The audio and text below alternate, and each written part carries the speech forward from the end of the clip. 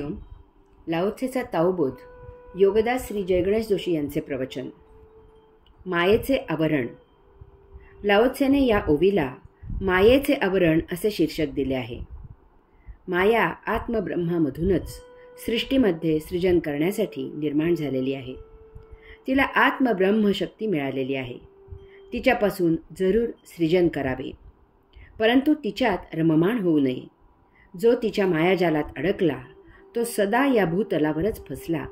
तसे होऊ नये म्हणून लाओत्सेचा उपदेश असा आहे की सैनिकी रणनीतीची ही सूत्रे आहेत. माया खरोखरच सरळ भेदायला गेलात तर ते महादुस्तर आहे. यासाठी मायेला नामोहरम करायला रणनीतीच आखावी लागते. तिच्याशी गनिमी कावा वापरूनच तिला आपल्या कह्यात ठेवावे लागते. ही एक प्रकारची आपल्या आयुष्याची आणि जीवनाची लढाई आहे. माया भौतिक आयुष्य जगायला उद्युक्त करते आणि आत्मा आध्यात्मिक जीवन जगायला प्रोत्साहित करतो. यामुळे फार सावध राहावे लागते.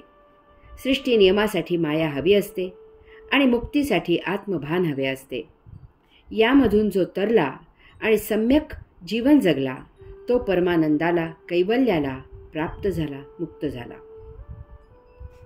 मी प्रथम चढाई करण्याचे धाडस करणार नाही, परंतु आक्रमण झालेला होणे पसंत करीन. 1 इंच सुद्धा पुढे जाण्याचे धाडस करण्यापेक्षा 1 फूट माघार घेणे योग्य असते.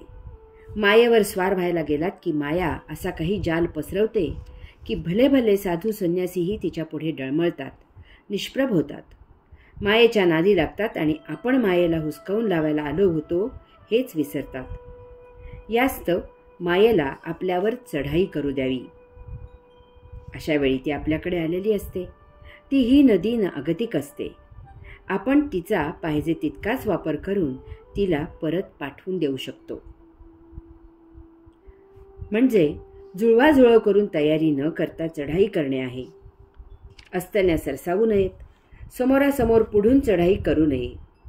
अस्त्रे शस्त्रे नसताना सैन्य असणे आहे. मायेला खंबीर मनाने सामोरे जावे लागते.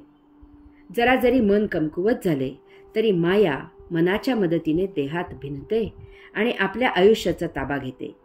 यास्तव आध्यात्मिक पाया मजबूत असावा लागतो. तसेच येथे संघर्ष करून चालत नाही. माया भावनेला हात घालते.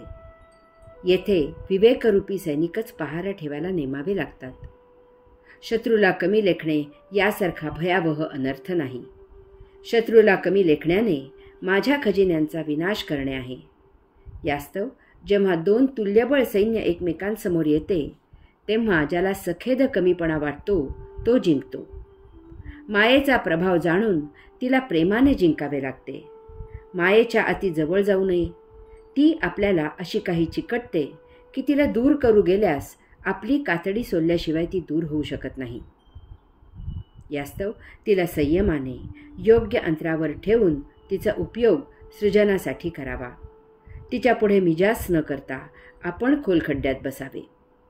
म्हणजे माया विरघळते आणि आपल्यात प्रवाहित होऊन विलीन होते.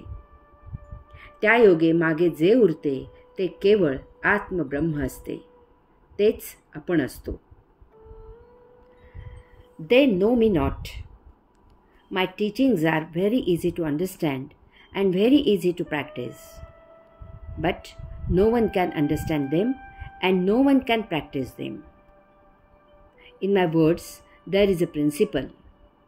In the affairs of men, there is a system. Because they know not these, they also know me not. Since there are few that know me, therefore I am distinguished. Therefore the sage wears a coarse cloth on the top and carries jade within his bosom. ते मला जाणत नाहीत. माझी शिकवण समजायला अति सोपी आहे आणि आचरणात आणायलाही सोपी आहे. परंतु कोणीही मला समजावून घेत नाहीत आणि त्यामुळे त्याचे आचरण कोणीही करत नाहीत. माझ्या शब्दात तत्व आहे आणि मानवाच्या कारभारात व्यवस्था आहे हे त्यांना समजत नाही आणि त्यामुळे ते मलाही जाणत नाहीत. अशा प्रकारे फार थोडे जण मला ओळखतात. म्हणून मी त्यासाठी कष्ट घेऊनच जाणला जाणारा आहे. यास्तव योगी अंगभर पायघोळ कपडा घालतात आणि अंतःकरणात मात्र बहुमोल ठेवा जतन करतात. न रुळलेली सोपी वाट. लाओत्से म्हणतो की माझी शिकवण समजायला अति सोपी आहे आणि आचरणात आणायलाही सोपी आहे, परंतु कोणीही मला समजावून घेत नाहीत आणि त्यामुळे त्याचे आचरण कोणीही करत नाहीत. लाओत्से सारख्याचे आणि खरे म्हणजे अखिल मानव प्राण्याचे हे फार मोठे दुर्दैव आहे.